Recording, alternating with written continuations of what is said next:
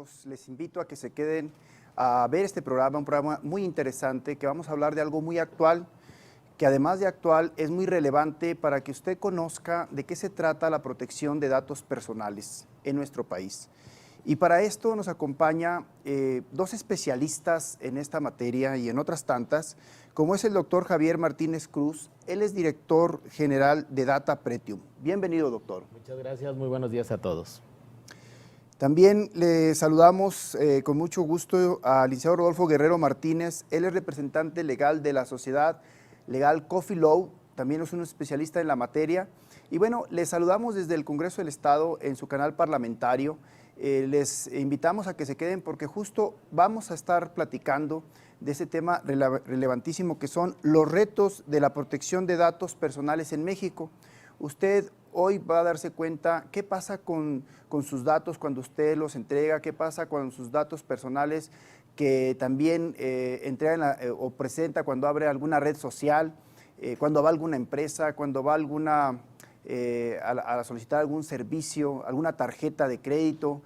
Toda esta información, toda esta problemática que puede presentarse, pues hoy vamos a conocer de qué se trata, cuáles son los problemas, cuáles son los retos, y por eso le empezaríamos preguntando, ¿en México se protegen los datos personales? No sé, doctor, licenciado Rodolfo. Sí, gracias. Muy bien, muchas gracias. Pues se protegen tanto así que tenemos legislación y nuestra Constitución Política de los Estados Unidos Mexicanos lo establece claramente en el segundo párrafo del artículo 16, que bueno, pues es precisamente un derecho humano en México reconocido, que es la protección de datos personales en su modalidad de acceso, rectificación, cancelación y oposición.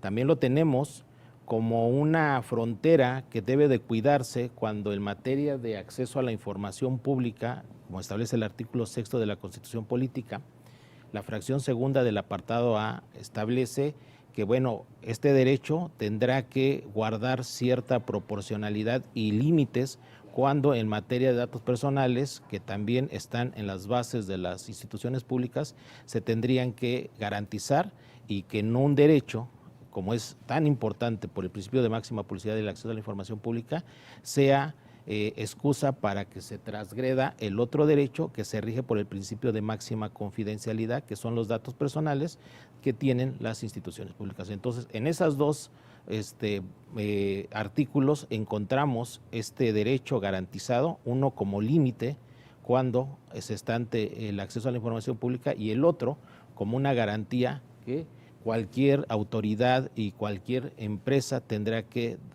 darle a cualquiera de los mexicanos o lo que las personas, los datos personales que tengan de cualquier persona.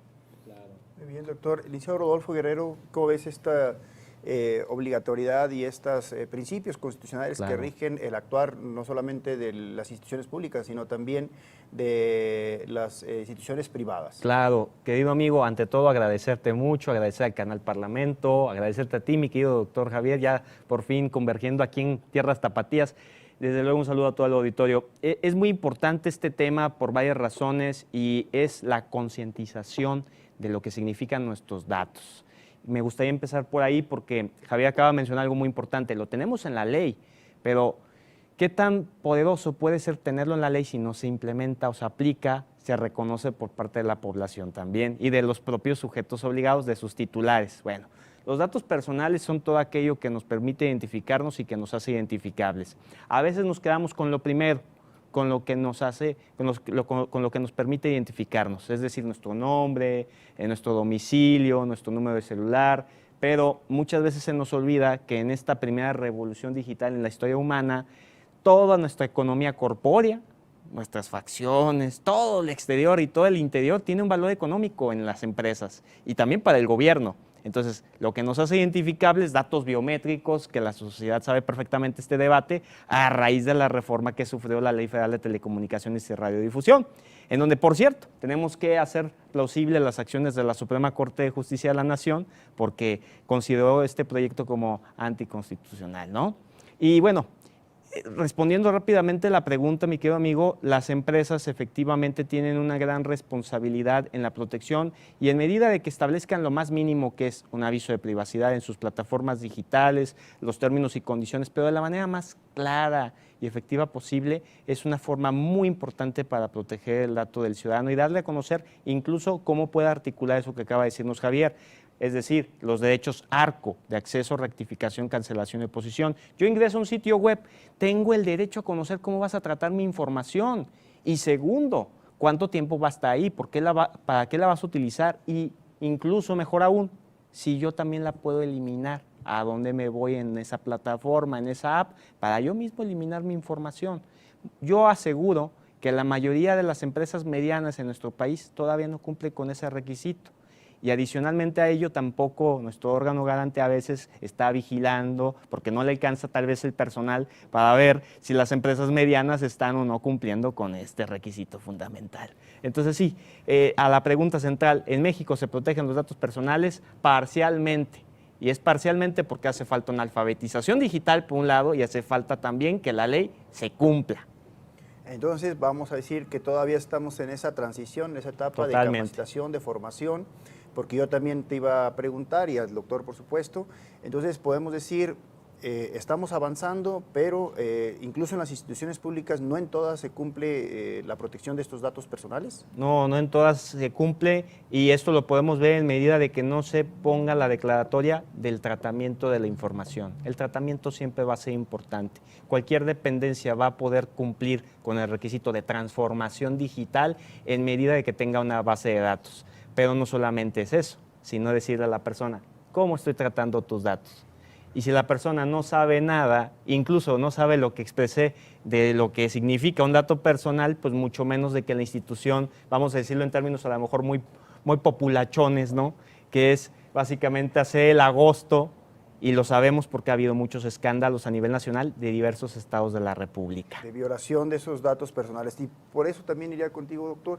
¿Qué puede hacer un ciudadano que sus datos personales los entregó a alguna institución pública o privada, alguna empresa, alguna pequeña empresa, como decía el licenciado Rodolfo Guerrero, y se le vulneraron esos datos? ¿A dónde puede acudir para que se sancione o para que se le restituya? ¿Qué puede hacer el ciudadano? En 2014 hubo una reforma al artículo 6º constitucional, el 7 de febrero, lo vimos aparecer en el Diario Oficial de la Federación, donde se reconoció en ese momento al Instituto Federal de Acceso a la Información y Protección de Datos Personales, denominado IFAI, un órgano descentralizado del Ejecutivo. Se le reconoció la autonomía. Se consideró como estaba en el mundo ya la Agencia Española de Protección de Datos Personales, órganos autónomos, independientes. Se le reconoce la autonomía y se transforma en lo que hoy es el Instituto Nacional de Acceso a la Información y Protección de Datos Personales, INAI, quien tiene precisamente esa misión, garantizar el derecho de acceso a la información pública y paralelamente la protección de datos personales. La situación que tenemos, como ahorita se decía, ¿qué pasa con este tipo de vulneraciones? Tenemos situaciones muy complicadas porque el ciudadano normalmente ve que un banco, una empresa particular sin ningún problema no atiende la protección de sus datos. Y esto radica en lo que comentaba hace rato, aunque el derecho a la protección de datos personales se reconoce como derecho autónomo en esta reforma del 2009, ese segundo párrafo del artículo 16, genera posteriormente en el 2010 la Ley Federal de Protección de Datos Personales en posesión de particulares, una ley que aplica en el sector privado y es hasta la reforma del 2014 en el artículo 6º donde se faculta al Congreso de la Unión crear la Ley General de Protección de Datos Personales en posesión de sujetos obligados, es decir, en el sector público. Entonces, lo que hoy tiene México son dos normatividades, una ley general que aplica para el sector público en materia de protección de datos personales y que muchas de las veces se ve como les decía, como un límite ante el otro derecho y se tiene que hacer una correcta armonía y ponderación de derechos. El problema que tenemos con la ley de federal de particulares es que es de 2010, una ley que queda fuera del Reglamento Europeo de Protección de Datos Personales que se aprobó en 2016 y que empieza en plena vigencia en 2018, donde ya contempla la economía digital, los derechos digitales. Por ejemplo, la Ley General de Protección de Datos Personales en posesión de sujetos obligados, que la vimos nacer el 26 de enero del 2017, trae conceptos como portabilidad de datos, que es un tema que hoy permite a través de el Internet transferir el derecho que tiene el ciudadano de pedir una transmisión de sus datos para que en formato estructurado se pueda llevar, por ejemplo, un expediente clínico de un tratamiento que está llevando en un hospital para decir y seguir el tratamiento en otro hospital sin necesidad de iniciar un expediente laboral, un expediente académico. Y eso no viene en la Ley Federal de Protección de Datos Personales. Pero viene en la Ley Federal de Telecomunicaciones, donde hablamos de portabilidad numérica. Entonces, viene, por ejemplo, la Ley General de Protección de Datos Personales del sector público, viene el tema de tratamiento de datos o datos personales de fallecidos. Una realidad que con la pandemia vimos que muchos ciudadanos pedían los datos de sus familiares para poder acceder o para una pensión. Y la ley federal no contempla eso. Y tuvimos situaciones que se dieron en hospitales privados donde los familiares no podían acceder al expediente clínico, dado que la ley federal no lo regula. ¿Qué es lo que se les dice a los ciudadanos? Independientemente de que estas leyes que son reglamentarias de estos artículos constitucionales 16 y 6, al tenerlo en la Constitución y además tener un bloque de constitucionalidad, porque México pertenece al Convenio 108 y su protocolo adicional, que es el primer tratado internacional en materia de datos personales automatizado, México incorporó ese Convenio 108 al artículo 133 y forma parte del bloque constitucional. Y entonces, aunque no estén las leyes actualizadas, que lo correcto sería que esa ley federal, que es de 2010, ya sea una nueva, ya ni siquiera alcanza para reformarla. Hay que hacer una nueva ley federal de protección de datos personales, garantía de derechos digitales en particulares. Eso es lo que hoy demanda la realidad. Entonces, esa situación es la que está. Pues estamos hablando, doctor, de una serie de realidades que han rebasado a las leyes y después de la pandemia, ¿no? Queda muy claro que hace falta muchísimo por hacer en ese sentido. Esta nueva ley que urge para que se puedan garantizar los derechos de los particulares en cuanto a sus datos personales. ¿Estamos de acuerdo, Rodolfo? ¿Qué más agregarías? Y en este momento, volviendo a la pregunta de hace ratito, ¿qué falta? ¿Qué puede hacer un ciudadano que ha sido vulnerado en sus datos personales, en sus derechos? Sí, mira, mi querido amigo, es muy importante hacer 3 comentarios.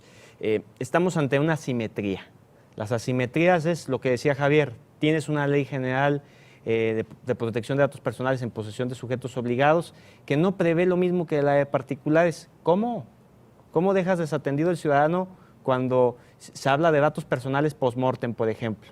¿Cómo se deja desatendido el tema de la herencia digital? ¿Cómo se deja desatendido el tema de los derechos humanos de última generación o también denominados derechos digitales, como decía Javier? Estamos ante una asimetría, primer término.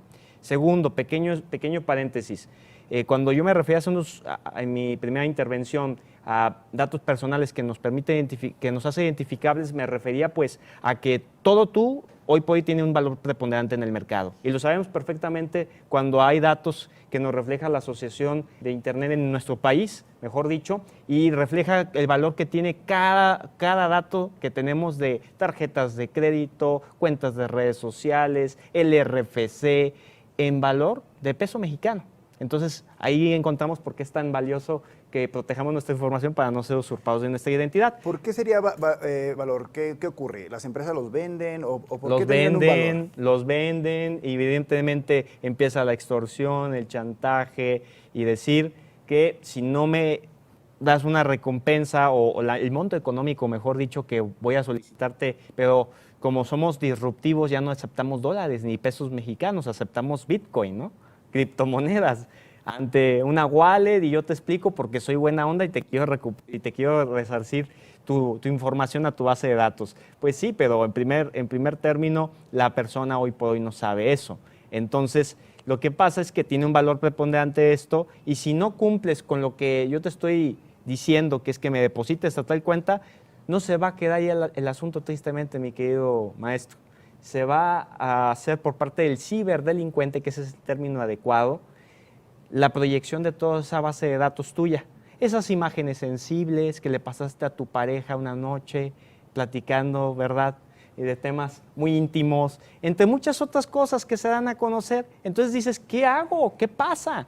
Pues no puedes hacer mucho que digamos. Pero el particular lo que tiene que tener en cuenta en todo esto rápidamente, ahorita para tratarlo con más detalle, es tener en cuenta la protección, los principios de protección de datos personales, contemplados, por cierto, en la Ley Federal de Protección de Datos Personales en posesión de particulares, que hace su mención, nada más su mención, en el artículo 6º. Bueno, vamos a algo muy concreto, doctor, porque ya vamos a ir casi a un corte institucional, pero yo reitero, entonces, escuchándolos a los dos, podríamos concluir que hay muchas lagunas ahorita y hay pocas herramientas jurídicas para que un particular se defienda ante estos abusos o ante estas malas prácticas e incluso podemos decir también prácticas que puedan incluirse en situaciones ilícitas, como escuchábamos al licenciado Rodolfo Guerrero. Faltan estas herramientas, falta esta reforma para que se establezcan estas herramientas legales o incluso en una nueva ley, ya no se diga en la actual. ¿Estamos de acuerdo? ¿O qué opinas tú? ¿Qué debemos hacer como país? México tiene un entramado normativo excelente, de hecho creo que muy adelantado, mucho más que otros países, por ejemplo como Uruguay y Argentina, que pertenecen al Convenio 108 Plus o al Convenio 108 y su protocolo adicional junto con México. Son los únicos 3 países de América Latina. Vivimos, lo decía hace rato, vivimos la cuarta revolución industrial, donde la cuarta revolución industrial, lo que mueve al mundo económico, social, y si hablamos de esta parte económica, son los datos. Quien piense que hoy la moneda de cambio y que todo es gratuito, no, es porque el producto somos nosotros. Entonces, claro que tiene un valor los datos. Lo que nos falta, y creo que es lo que México tiene la oportunidad, es actualizar, hacer estas leyes reglamentarias, pero el no tenerlas no impide que el ciudadano, bajo juicio de amparo, también promueva, porque están constitucionalmente. Lo que comentábamos hace rato, qué pena que, por ejemplo, el órgano garante local, que es el que garantiza la protección de datos personales en materia de particulares, no puede actuar, porque es facultad exclusiva del INAI. Cuando la Constitución política de Jalisco, junto como la del Estado de México, dice en el artículo 5º de la del Estado de México que el derecho a la protección de datos personales es de todos los mexiquenses. Pero el órgano garante llamado Infoen no puede actuar con particulares. Y eso es un pendiente que tenemos. Muy bien, pues se pone muy interesante todo. Vamos a ir a un corte institucional y regresamos precisamente para abundar en todo esto que hace falta y cómo los ciudadanos pueden pues recurrir, buscar alguna defensa, pero también cómo o qué necesitamos también o qué hace falta hacer para reformar y crear pues nuevos derechos o herramientas legales para poderse defender el ciudadano. Vamos a un corte institucional y regresamos.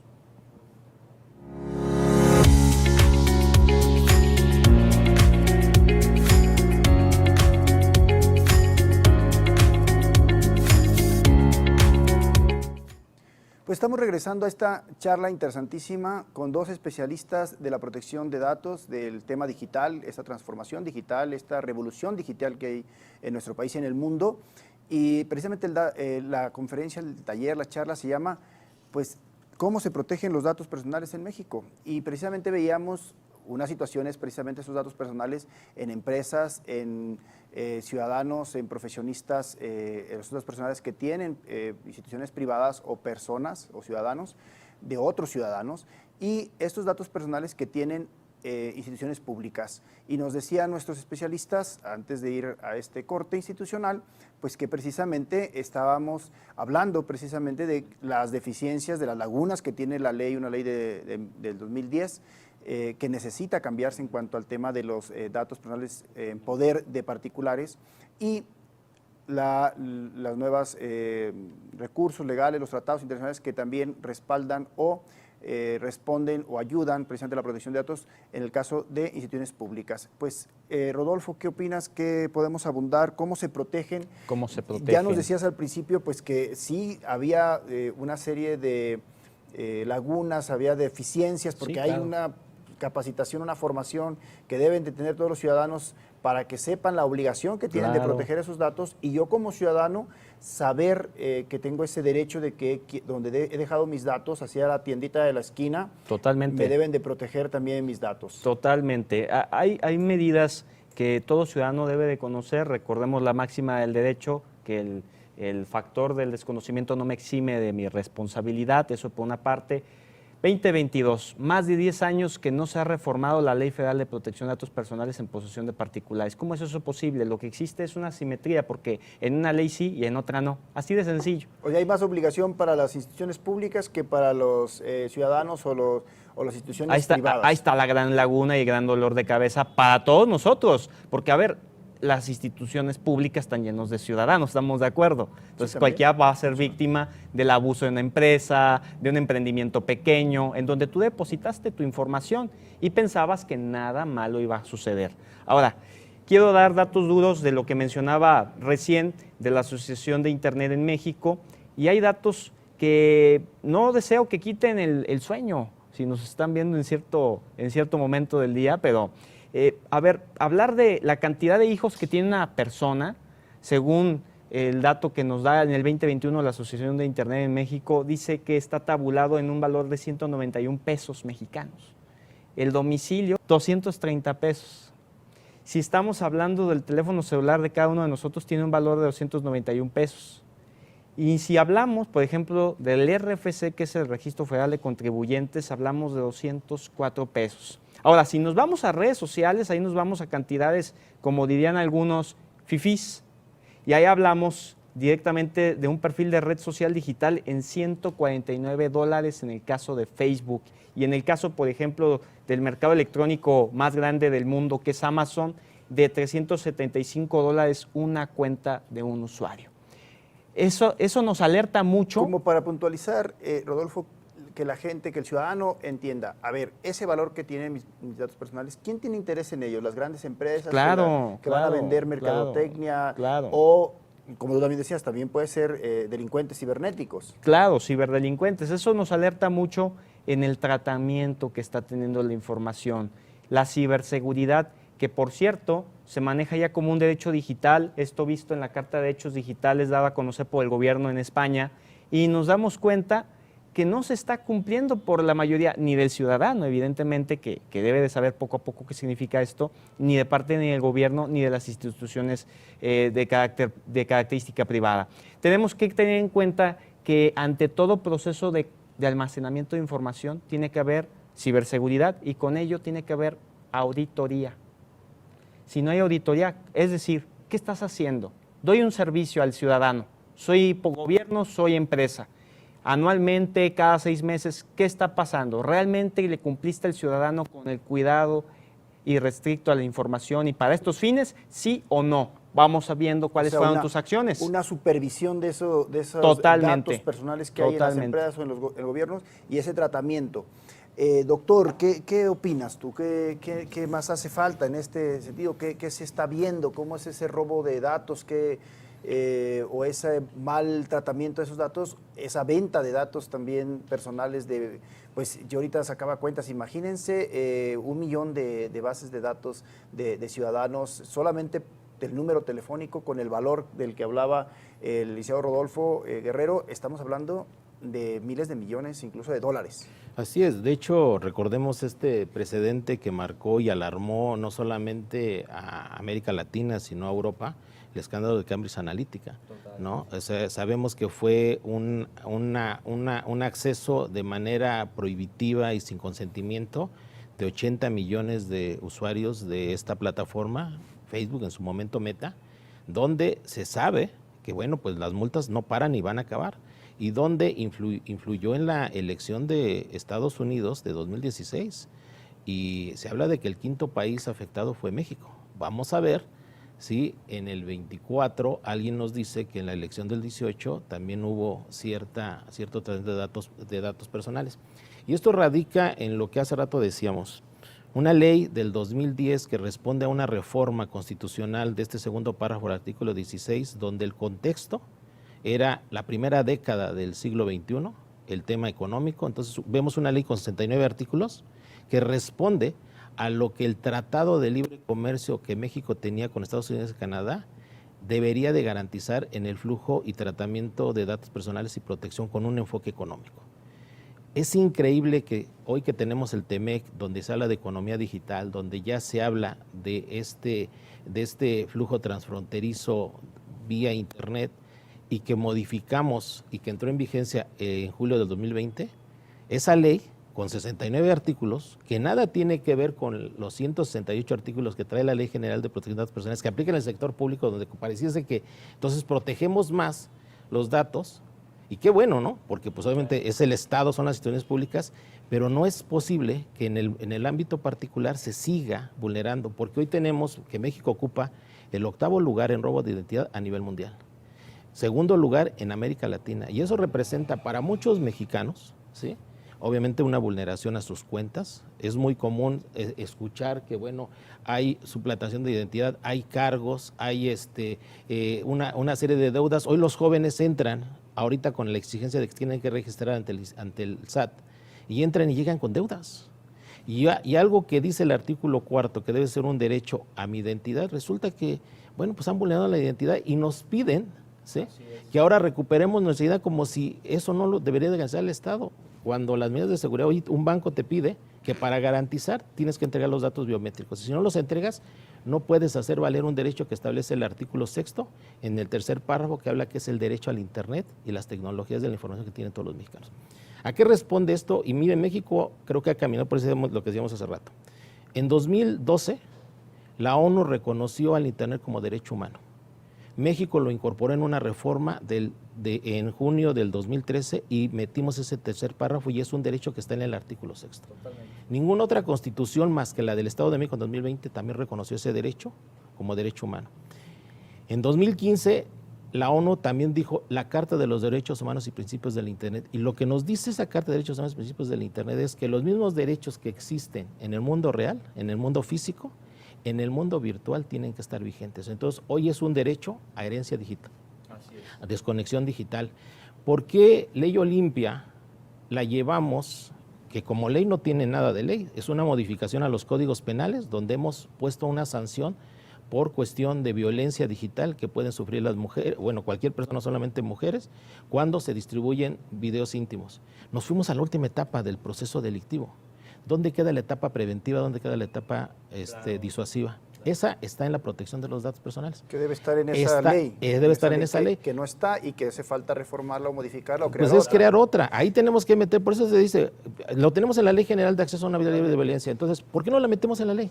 Que hoy la policía cibernética tenga inmediatamente identificado que cuando sube una imagen o un video que no ha autorizado la persona que aparece ahí, aunque otro que aparezca se sienta con el derecho de subirlo, inmediatamente actúe no solamente el INAI, claro, el ITAI, el Infoen, y que tenga esta vinculación con la policía cibernética para prevenir, para disuadir y no esperar que haya más Olimpias, que haya más suicidios, porque cuando una vez que te expones en el Internet, ya nunca vuelve a ser privado, y entonces creamos dobles víctimas. Hemos modificado la totalidad de los códigos penales, el Código Nacional de Procedimientos Penales, y la pregunta que nos tenemos que hacer, ¿cuántos sentenciados hay por esto? ¿No? Entonces tenemos dobles víctimas, las personas que aparecen ahí y el Estado, que lo ha hecho víctima porque no le ha impartido justicia. Entonces, volviendo a todo esto interesantísimo que estamos analizando, que estamos viendo, yo desde hace rato también te quería preguntar a ti, doctor, y a Licenciado Guerrero también. A ver, entonces, ahorita, en cuanto a datos en poder de entes privados, de ciudadanos o de empresas o de personas jurídicas o personas morales, no existe lo que tú ya decías, una supervisión, auditorías, de una manera preventiva de cómo estás manejando mis datos personales. No. Y entonces, si no hay ni supervisión, si no hay ni auditorías, entonces, ¿qué tipo de sanciones hay? No hay tampoco sanciones, no hay ni multas, no hay algunas otras tipos de formas o de herramientas o de recursos que prevean ese manejo de datos personales y en algún momento pues poner también, como decía el doctor, algunas estrategias preventivas para evitar incluso venta o vulneración de los datos personales de los ciudadanos? Decimos que no parcialmente en la medida en que no se implementa lo que dice la ley. ¿Y qué dice la ley? Que, por ejemplo, el órgano garante de poder prever la protección de datos personales no apercibe, no hace una multa, no hay también un robustecimiento de las fiscalías para perseguir toda aquella actuación equívoca que haga una empresa o que haga el gobierno en contra de una persona o de un grupo de personas. No porque realmente no se esté contemplando. Sí hay procesos exitosos, pero son poquísimos de los tantos que existen a nivel nacional. Por eso decimos un parcial no. Ahora, En relación a esto que menciona Javier, me interesa mucho profundizar en cómo los principios de protección de datos personales son importantes. Tenemos que tener en cuenta de dónde parte todo, y estos son los concebidos en el Reglamento General de Protección de Datos Personales de la Unión Europea. Artículo 5.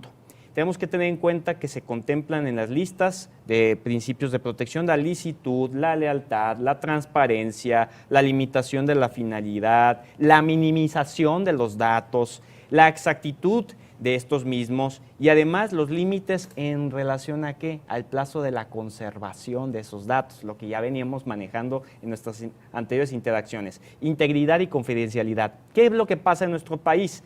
Se contemplan cosas específicas como lo que acabo de decir, licitud, lealtad y transparencia. No te puedo decir, voy a tratar tus datos de esta manera y finalmente no lo hice como yo te dije, entonces estoy incumpliendo. Hay una limitación a la finalidad y también hay una limitación al plazo de conservación. Todo esto se tiene homologado de forma fina por nuestra legislación nacional, pero no se cumplen en la medida en que yo no estoy también dándole ese poder que tiene que tener el ciudadano a esta figura de la autodeterminación informativa, que se da a conocer como un preámbulo a la protección de datos personales en aquella resolución que hizo el Tribunal Constitucional en Alemania en el siglo pasado. Entonces, ¿qué es lo que pasa aquí? Que al final de cuentas tienes en una ley general que se tiene la portabilidad solamente en cuestión de entes gubernamentales, pero cuando hablamos de particulares, ¿dónde quedó que yo soy dueño de mi información? No quedó en ningún lugar, porque no es cierto que yo soy dueño de mi información en la medida en que, primero, me están diciendo mentiras, y en segundo, yo en ningún momento puedo eliminar mis datos y mucho menos los puedo llevar de un punto A un punto B. Ejemplo concreto, yo deseo ya no estar con cierta institución financiera, me quiero ir a otra. Pero ¿qué pasa? El banco dice, no, yo me debo de quedar con información, justifícame el por qué. Pero el ciudadano tampoco leyó en el momento que abrió la cuenta de banco. Eso es un punto en desventaja. Y segundo, la institución financiera puede decir, bueno, es que yo me lo tengo que quedar por ese proceso corporativo. Ahí sí acatan el gobierno corporativo, ¿verdad? Pero cuando se trata de otras cosas, el gobierno corporativo queda olvidado. Pero entonces, en ese entendido, la persona no puede pasar esos datos a la nueva institución donde desea abrir una nueva cuenta de crédito o de débito y tiene que comenzar de cero, generando una nueva base de datos y mayor grado de vulneración hacia su persona si algo malo llega a suceder. Porque como sabemos en este país, nada es seguro. Tristemente, todos los organismos públicos y privados han sido hackeados, han sido intervenidos por terceros. Entonces eso es bastante importante en relación a la pregunta central de cómo se protege y qué se debería hacer, y a lo mejor nos estamos anticipando un poquito a aquellos retos que debe de seguir nuestro país, ¿no?, en esta materia. Muy bien, pues estamos viendo precisamente todas esas deficiencias que hay en la ley, esas lagunas y cómo los ciudadanos están quedando desprotegidos ante el manejo de su información y que ahora, pues lo veíamos antes menos porque efectivamente no había esta realidad virtual en donde ya no digo en minutos, pero sí en horas tal vez pueda transferirse millones de bases de datos que vulneran precisamente la privacidad de las personas. Doctor, ¿qué se requeriría hacer? O sea, la ley necesita un cambio profundo. Tú hablabas al principio de una nueva ley, no nada más incluso para el tema físico, sino también en lo virtual, que es el gran riesgo ahorita. Sí, de hecho, recordemos, por ejemplo, si uno revisa el primer artículo tanto de la Ley General como de la Ley Federal de Protección de Datos Personales, una para particulares, que es la federal, que es facultad exclusiva del INAI, y la Ley General, que es facultad del INAI y de los órganos garantes locales, empiezan con el artículo hablando de tratamiento y protección de datos personales. Es importante que desde ese artículo se coloque automatizado y no automatizado, porque guarda una diferencia, uno en el mundo analógico y otro en el mundo digital. ¿Por qué razón? Y deseas hacer algo muy cierto, y yo hablaba de que cuando hablamos de precisamente de la posible vulneración y del hecho delictivo, que es no garantizar el derecho, tiene tres etapas: la preventiva, la disuasiva y obviamente el castigo. Qué bueno que esté en el Código Penal Ley Olimpia, o ya empiezan a trabajar con Ley Ingrid. ¿Por qué hablamos de la parte preventiva? La gente tiene que conocer primero la vigencia de esos derechos constitucionales y de las leyes que existen. El ejercicio, que es un derecho humano, mi protección de datos como deber del responsable o el sujeto obligado que tenga mis datos. ¿Y qué es mi derecho? De acceso, rectificación, cancelación, oposición, e incorporamos en el artículo 57 de la Ley General portabilidad de datos. Perfecto, esa es la parte preventiva cuando se difunde, para eso existen los órganos garantes, llámese INAI, órganos. Cuando eso no funciona, la preventiva, entra la disuasiva. ¿Y cuál es la disuasiva? Ah, ya te encontré vulneración o que vulneraste esto, y bueno, pongamos lo que hace Europa. El 2% de los ingresos anuales que tenga cualquier responsable que no proteja los datos, y preguntémosle a un banco cuánto representa el 2% de ingresos anuales. Claro. O bien, si eso es exagerado, la multa es de 20 millones de euros por vulneración. Y hoy en Europa, cuando una persona difunde imágenes de caso Ley Olimpia, que es lo que se pone, no solamente se sanciona a la persona que subió el video. Hoy la Agencia Española de Protección de Datos Personales sanciona a aquellas personas por el número de veces que le dieron retweet. Exactamente, el día que México empiece a pegarles con el tema económico, o si es necesario, van a disminuir. Pero aquí, bueno, conocimos la vulneración de la clave interbancaria de una persona y la multa, si no me equivoco, creo fue de 14 millones de pesos, cuando debería de ser, si estamos hablando de 20 millones de euros, al menos de 400 millones de pesos. O bien el 2% de este banco que no protegió la clave interbancaria. ¿Cuántos de nosotros nos han reportado que hacen depósitos y después los retiran? Pues que eso no son datos personales que yo debería de autorizar. Claro. Y lo sabemos que los bancos los hacen. Y lo sabemos, por eso la preocupación que tenemos, ¿cómo que me exiges mis datos biométricos? ¿Y qué garantía tienes tú si eres un particular? Hoy me exiges que para cobrar un seguro de vida o un seguro de un vehículo te tengo que entregar el expediente clínico para que me puedas autorizar algo que por derecho se maneja en un esquema de mercado. Entonces, tenemos yo creo que esos retos. El día que empiece a costar aquí no garantizar o no respetar los derechos de protección de datos personales y que les cueste, ya sea en términos económicos o en términos de sanciones de cárcel, vamos a ver que esto va a cambiar. Bueno, pues la verdad que todo muy interesante, vemos cómo la ley está muy laxa, vemos que nos falta mucho para evolucionar a una verdadera sanciones y una verdadera cultura digital. Vamos a un corte institucional y vamos a regresar precisamente hablando de qué hace falta en esta transformación digital, en esta revolución digital y cómo nuestros datos personales están pues quedando en medio, no están siendo protegidos debidamente por las leyes ni por las autoridades.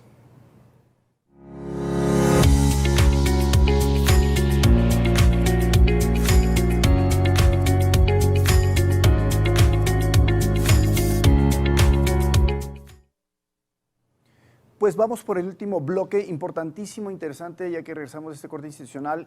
¿Ha estado usted escuchando todo lo importante que es que sus datos personales estén protegidos? Porque si no, estos datos personales no son protegidos, pueden terminar en manos de delincuentes y puede ser sujeto usted de extorsión y de fraudes. Entonces es muy relevante que estas empresas, incluso las grandes empresas y las pequeñas y medianas empresas también se hagan cargo y se hagan responsables de esos datos para que no se vulneren y usted no se vea afectada como víctima. Vamos con el licenciado Rodolfo Guerrero para concluir. ¿Cuáles serían los retos para la protección de esos datos personales ante esta disrupción tecnológica? Muy importante. A ver, este tema que articulas en la pregunta disrupción, ¿no? Romper estrepitosamente el antes con lo que nos depara en el futuro. Y para ello comprender muy bien en dónde estamos parados. Un tema que, por cierto, abordé hace poco en el marco de unas jornadas internacionales en la Universidad Autónoma de Querétaro. Les hablaba, es que es muy importante ser congruentes con lo que ha sido este marco de derechos humanos en el que México forma parte. Como mencionaba anteriormente Javier Cruz, que me siento muy feliz de que seamos aliados, por cierto, mencionamos cómo es posible que a nivel legislativo se haya articulado las penalidades sin antes ver cómo podemos decir que esa persona es víctima sin antes haber protegido o tenido en cuenta el principio de presunción de inocencia.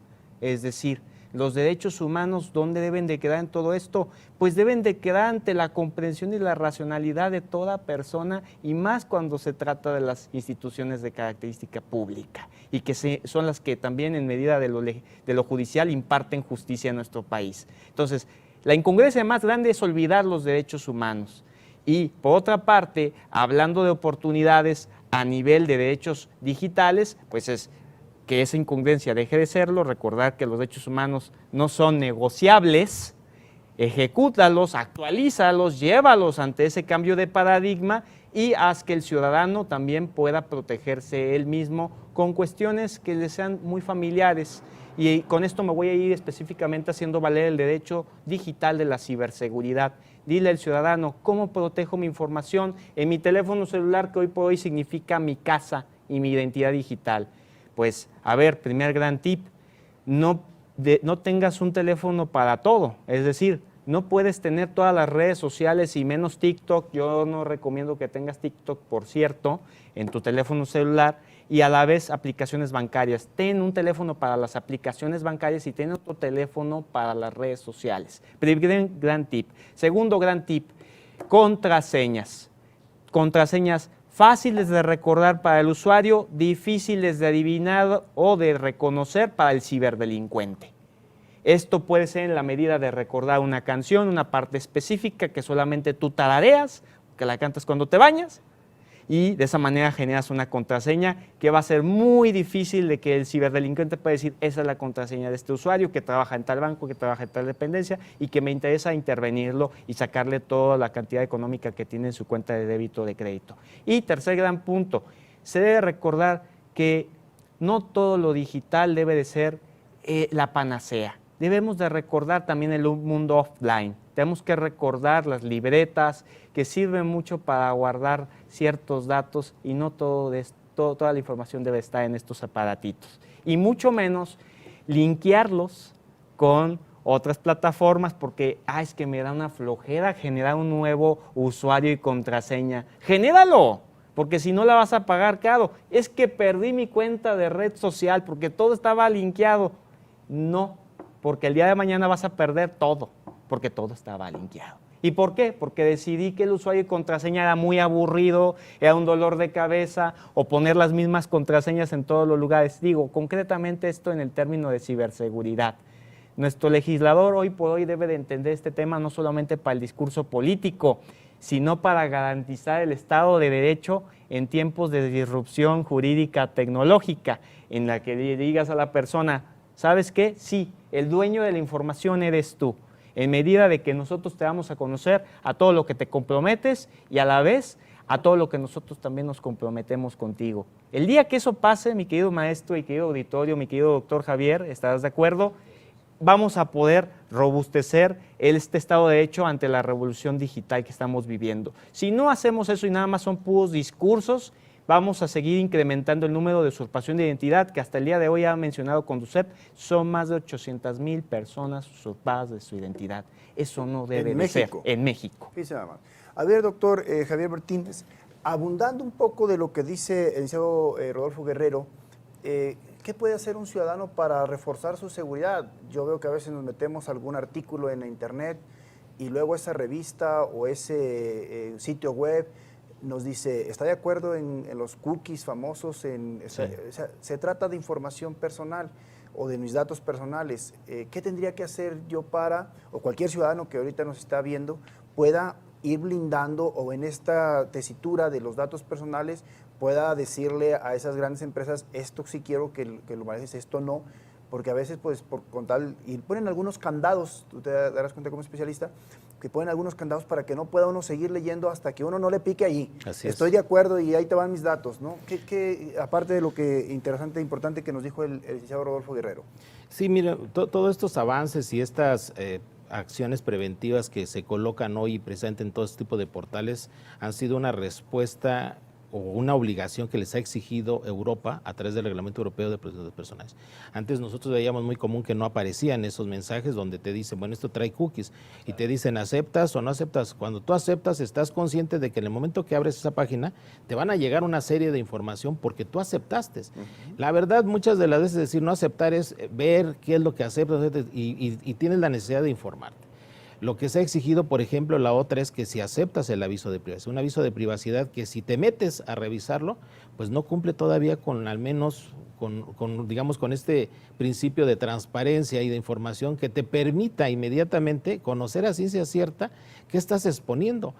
Cuando hoy sabemos que lo que mueve al mundo, como decíamos, son los datos. Debemos de entender que los datos, lo que aparentemente es gratuito, es porque el producto somos nosotros.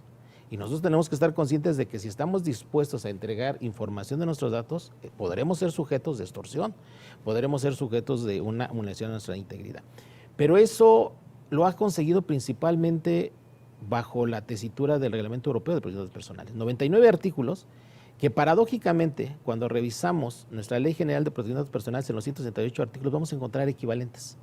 No así con la Ley Federal de Protección de Datos Personales en particulares, que trae 69 artículos. Concretamente, artículo 20 del Reglamento Europeo, portabilidad de datos. Artículo 57 de la Ley General de Protección de Datos Personales en posesión de sujetos obligados, portabilidad de datos en el sector público, cuando en Europa no aplica en el sector público, aplica en el sector privado. Entonces, afortunadamente, y en eso hay que reconocer que el instituto, el INAI, ha trabajado muy de cerca, porque además es el que está facultado. Lo que establece el artículo 73 de la Constitución Política es que el que tiene que regular en materia de protección de datos personales en posesión de particulares es facultad exclusiva del INAI. Y ha creado una serie de guías donde te dice, por ejemplo, cómo hacer esta protección en diferentes plataformas. El problema que tenemos es que lo ideal sería que también lo asumieran, por ejemplo, los órganos garantes locales, que ellos también fueran partícipes. Por eso, lo que se ha propuesto que en esta nueva Ley Federal de Protección de Datos Personales y Garantía de Derechos Digitales, como viene la Ley Orgánica de España, donde tiene 17 derechos digitales, 17 derechos digitales, también en México sea una ley que se reconozca esto. ¿Por qué?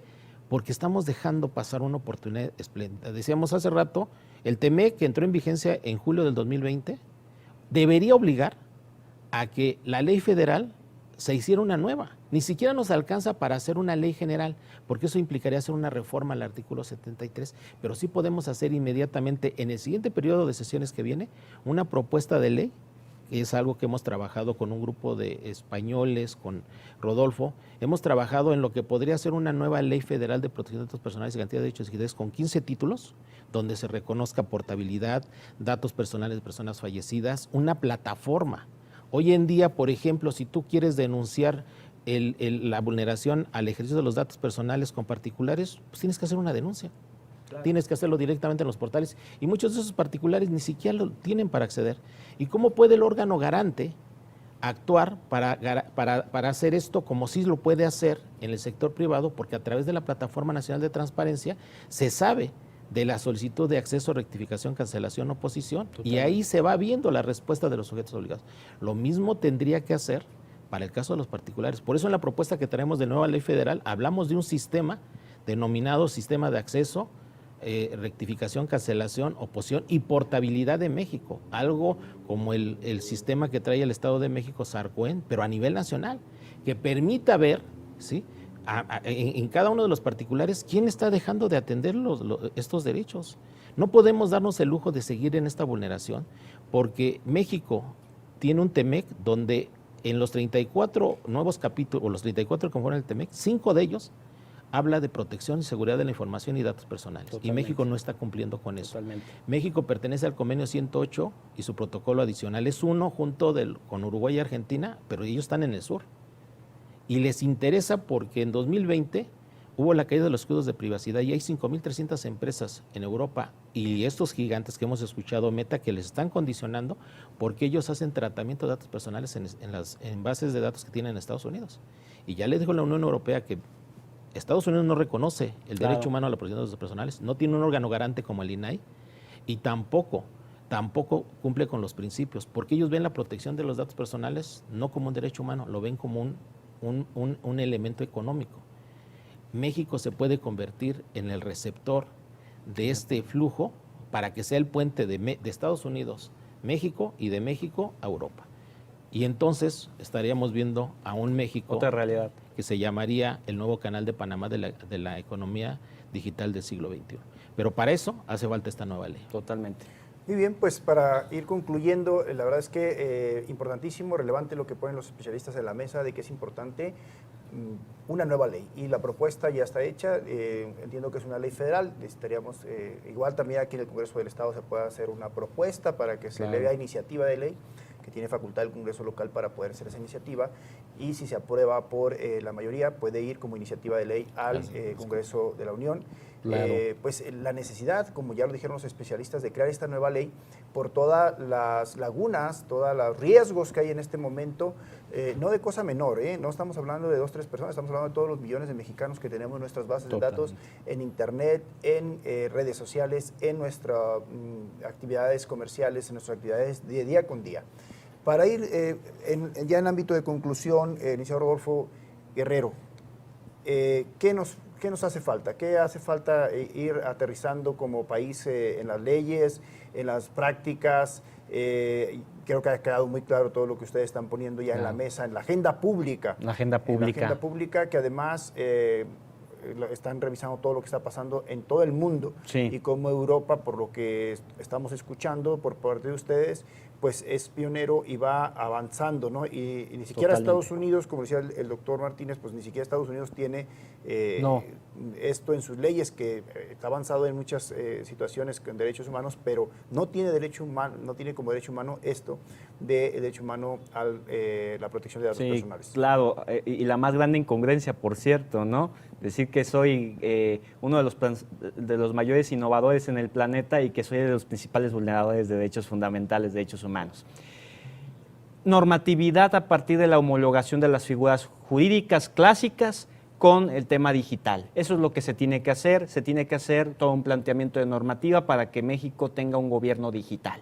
Esto es lo que se está trabajando, como bien lo decía mi querido doctor Javier Martínez Cruz. Estamos muy contentos de que Coffee Law, Sociedad Civil y de que Data Pretium pueda ser una alianza importantísima, constituida, consagrada, a conocer hace algunas semanas, y que vaya a la par de algo que ya dimos a conocer también aquí en el estado de Jalisco, que es un Consejo Consultivo de Transformación y Cultura Digital, en donde tenemos diferentes actores y también tenemos impacto con personas tan ilustres e interesadas en estos temas como es tu caso, mi querido maestro Víctor Sánchez Orozco, y que seguro estoy que a través de eso se va a articular esos principios que hemos propuesto en ese programa, por cierto, del Consejo Consultivo, que es innovación y derechos humanos, gobierno y cultura digital, optimización y protección de datos personales y la capacitación para todo ciudadano y servidor público en este país. Entonces, a través de eso vamos a darle una vuelta de 180 grados y claro, una de las finalidades totalmente es articular que Jalisco sea una punta de lanza y que a través de esto que estoy enunciando y de esta importante alianza con mi querido doctor Javier y contigo, por supuesto, como apasionado académico en el tema y además el rol que juegas importante en nuestro poder legislativo local, hagamos posible que Jalisco pueda tener esa ley digital de gobierno digital y que genere un eco para que en el Congreso de la Unión digan, ¿cómo no nosotros no lo estamos proponiendo? ¿Cómo Jalisco?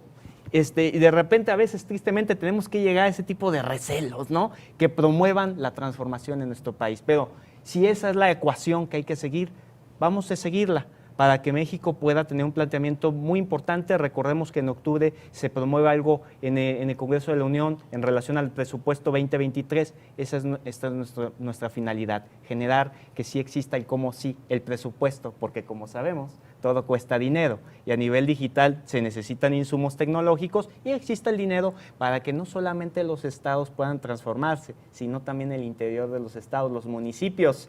Porque qué bonito decir, es que ya tenemos ley digital y la cumples. ¿Y los municipios qué tal? No, los municipios todo lo hacen manual, no tienen computadoras con Windows 98, no podemos hacer eso, tenemos que transformar todo eso. Esos son los retos que tenemos en el corto, mediano y largo plazo.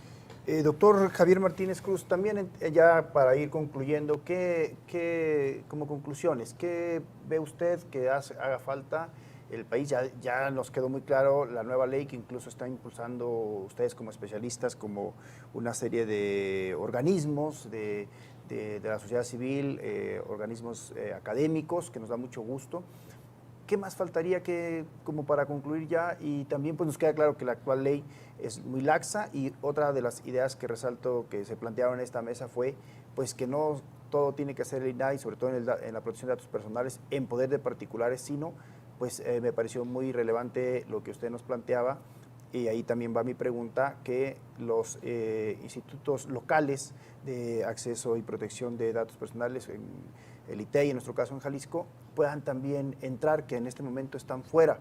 No sé si en ese sentido constitucionalmente se necesita, se prevé ahorita que sea una ley concurrente, si en esta nueva reforma, si se requiera una reforma constitucional para que haya esa concurrencia de competencia, o en la nueva ley que lo prevea y le dé facultades también a los institutos garantes locales.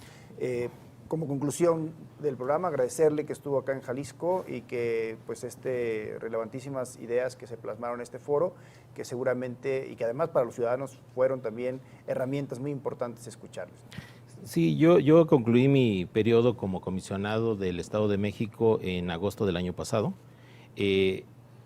Siendo comisionado, a pesar de que, como planteaba hace rato, la Ley Federal de Protección de Datos Personales y Protección de Particulares es facultad exclusiva del INAI, no me impidió a mí, invocando el artículo 5 de la Constitución del Estado de México, que al órgano garante autónomo desde 2008, Infuen, podríamos garantizar, porque eso fue lo que juré ante el Congreso del Estado de México, proteger los datos personales, sin importar si es en instituciones públicas o en instituciones privadas.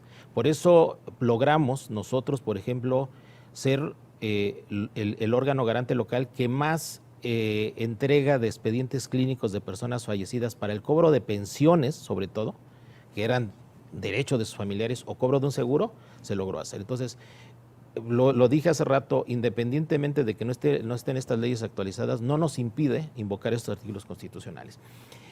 Cuando planteamos la necesidad de que era, por ejemplo, para que México entrara al convenio 108 Plus, como ya lo hizo Uruguay y Argentina. Argentina entró después de nosotros al convenio 108 y su protocolo adicional, que es la versión antes del convenio 108 Plus, que es la que ahorita regula el flujo transfronterizo internacional o un tratado internacional en materia de datos personales. México tiene que tener su ley federal de protección de datos personales, una nueva ley federal. ¿Y por qué federal? Se llegó a plantear que fuera una ley general para que pudieran los estados hacer sus respectivas leyes y que se tratara también la protección de datos personales en particulares, aunque hay facultades exclusivas del INAI, es cierto, se podía quedar. No podemos hoy invocar una ley general porque sería hacer una reforma al artículo 76 constitucional. Se hizo el plan de acción estratégico para esta ley y no da como para hacer una reforma constitucional porque tendríamos que tener una mayoría calificada, una mayoría absoluta, situación que sí podemos hacer porque es una ley federal que tendría solamente que contar con una mayoría simple. Eso sí permite. ¿Y qué vienen en esta propuesta que ya tenemos? Yo la presenté en mi comparecencia en el Senado, ahora que fue para el tema del comisionado del INAI, y yo presenté una ley con 15 títulos, donde precisamente un capítulo habla de facultades concurrentes. Y lo que hoy tiene que entender el INAI y lo que tiene que entender los órganos garantes locales es que nada nos impide, porque tenemos que invocar nuestras constituciones locales para decir, yo también puedo participar en materia de particulares, porque a un ciudadano de Jalisco, ¿cómo le explicas que no puedes proteger sus datos con un banco que le ha robado identidad, con un hospital, con una escuela, que siendo particulares dicen que ellos no tienen que regularse con el órgano garante local? Entonces, la propuesta está muy clara. Se presentó una ley que venimos trabajando desde hace 2 años, no solamente con especialistas en México, lo hicimos con especialistas de Europa, particularmente la Universidad de Sevilla, porque quisimos hacer algo que nos permita para que México sea considerado país de puerto seguro y que pueda hacer esta garantía del derecho humano, no solamente en el sector público, también en el sector privado, y que entiendan hoy los bancos, que entiendan los hospitales, que entiendan las universidades y cualquier particular, que en México la protección de los datos personales, hay órganos de control, y se llaman INAI, órganos garantes estatales, que van a hacer valer este derecho. Esa sería la primera acción. Y qué bueno que se haga esta propuesta, porque es cierto, tiene facultad de propuesta de iniciativa los congresos locales.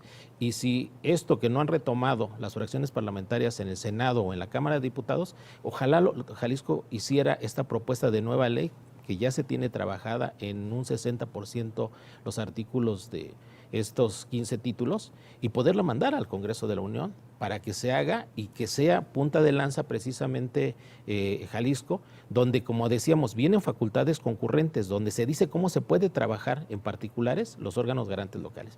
Y paralelamente, y bien lo decía hace rato Rodolfo, Jalisco necesita su ley de gobierno digital para el Estado y para los municipios. Solamente hay 7 estados que tienen su ley de gobierno digital así tal cual. La Ciudad de México tiene una ley de gobierno electrónico y todo eso. El último estado que acaba de presentar su ley es el estado de Querétaro, una ley de avanzada, pero paradójicamente No pues, se implementa. no se implementa. ¿Por qué? Porque de esa ley de gobierno digital va a permitir crear la agenda digital. Así es. Y la agenda digital va a permitir hacer del gobierno digital una realidad. Lo que dice el tercer párrafo del artículo 115 de la Constitución Política, que habla de los servicios, de las funciones, servicios y obras públicas que tiene el gobierno municipal, tiene que convertirse en una realidad. Pero el ciudadano, para tener gobierno digital, ¿por qué se tiene que ir a formar? Le pegaríamos a 32 mil millones de pesos que se va en corrupción solamente por trámites burocráticos. Y eso, también lo comentaba hace rato, ¿por qué es importante y prioriza que esa ley de gobierno digital para el Estado de Jalisco que se tenga? Bueno, porque viene la discusión del paquete económico Así es. 2023, que empieza exactamente el 8 de febrero, de septiembre se presenta el paquete económico y el presupuesto del próximo año, lo ha anunciado el Ejecutivo Federal, hay 30 mil millones de pesos para proyectos de la Estrategia Digital Nacional. Y esa Estrategia Digital Nacional se traduce para Jalisco en su ley de gobierno digital, para el Estado, para la Administración Pública y para los gobiernos municipales. Y eso entonces permitiría meter proyectos de inversión etiquetados para que el próximo año esos recursos bajen a todos los municipios y al gobierno del Estado. Totalmente. Pues muy agradecidos que estuvieron en el canal parlamentario en el Congreso del Estado de Jalisco. Agradecemos también al señor director del canal parlamentario, licenciado Samuel Muñoz, por este espacio que nos permitió a todo su equipo. Y le agradecemos muchísimo al licenciado Rodolfo Guerrero Martínez, representante legal de la sociedad civil Coffee Law, y al doctor Javier Martínez Cruz, director general de Data Pretium, que hayan estado con nosotros con ese tema tan importantísimo que es retos de la protección de datos personales en México. Les agradecemos también a ustedes que nos dieron la oportunidad de estar con nosotros, a todo el auditorio de Canal Parlamentario. Muchas gracias. Nos vemos pronto. Gracias.